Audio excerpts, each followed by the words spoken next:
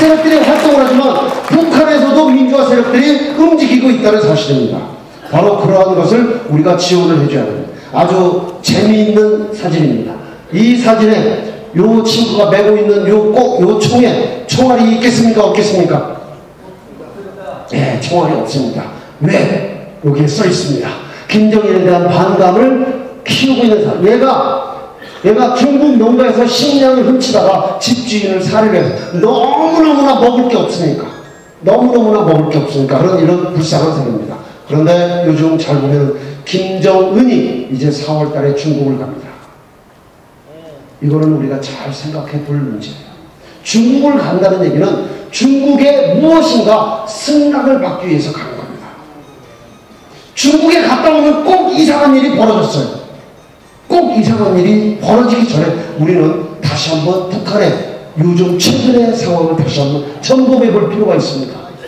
2011년 1월 달에 북한은 장거리 미사일 카드를 지금 다시 들고 나오고 있습니다. 두 번째, 동창리 기지 이제 공사 끝났습니다. 그리고 세 번째, 대화파와 그 다음에 군부가 있는데 지난번에 대화 한참 하다가 오전까지는 잘 되는 듯 하다가 오후에 갑자기 결렬이 됐죠.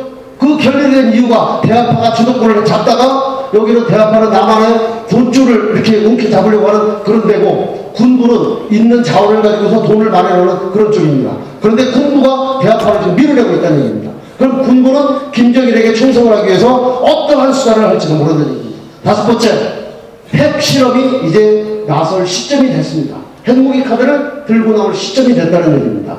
중압박에 지금 결정을 못 내리고 있습니다. 그래서 김정은이 중국에 갔을 수도 있습니다. 여기에 린다라고 하는 이 북한 전문가는 북한은 도발을 감행해도 가을 연극들이 강경한 응징을 할 수 없다는 것을 아주 10분 활용하고 있다. 북한이 그거를 노리고 있다는 얘기를 강조하고 있습니다. 그 다음에 서울 불바다 위협 했습니다. 했는데 아직까지 행동을 취하지 않았어요. 하지만 북한은 언제 어느 시점에 이상한 행동을 할지 아무도 또 예측을 하기가 곤란합니다. 하지만 분명히 이런 도발은 생각을 하고 있을 겁니다. 이제 우리 마지막 얘기는 이런 얘기로 마지막 결론을 맺겠습니다. 그러나 지난 60년간 우리는 자유민주주의를 선택을 했고 북한은 공산주의를 선택을 했습니다. 결론적으로 중간에 어떠한 과정이 있었다 하더라도 우리는 살기 좋은 나라가 됐고 그 다음에 북한은 지금 참 살기 힘든 나라가 됐습니다. 온 국민이 북한의 모든 주민이 이제 상당히 위험한 시점까지도 왔습니다. 그런데 김정일은 이렇게 얘기를 합니다. 남한 사람들은 전쟁을 싫어한다. 한번 포탄만 일어나면 여기는 싹 도망가버린다.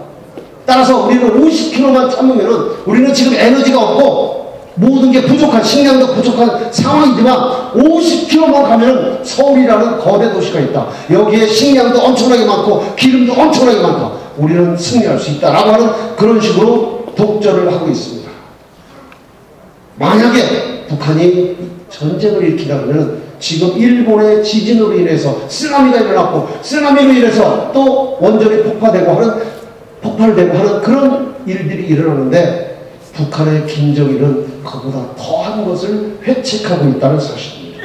자, 마지막으로 우리 국민의 4대 의무가 있습니다.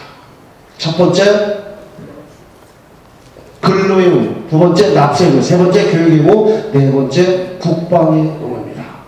저는 군대 갔다 온 것만으로 국방의 의무를 다 했는 줄 알았습니다. 하지만 내 나라를 지키는 데 있어서 군대 갔다 온 것만으로서 국방의 의무를 다하는 건 아니었습니다. 여기 계신 우리 선생님들 지금까지 나라를 위해서 애써주신 만큼 앞으로도 더욱더 애써주실 것을 부탁드리고 또 그러한 노력들이 우리 후배들에게 똑같은 마음으로 전파되기를 간절히 바라겠습니다. 이상으로 저의 강의를 마칩니다. 고맙습니다. 연락을 해주신 우리 강사님께 다시 한번 힘찬 박수 부탁드립니다. 오늘 이 자리에 좀 특별한 손님이 와 계십니다.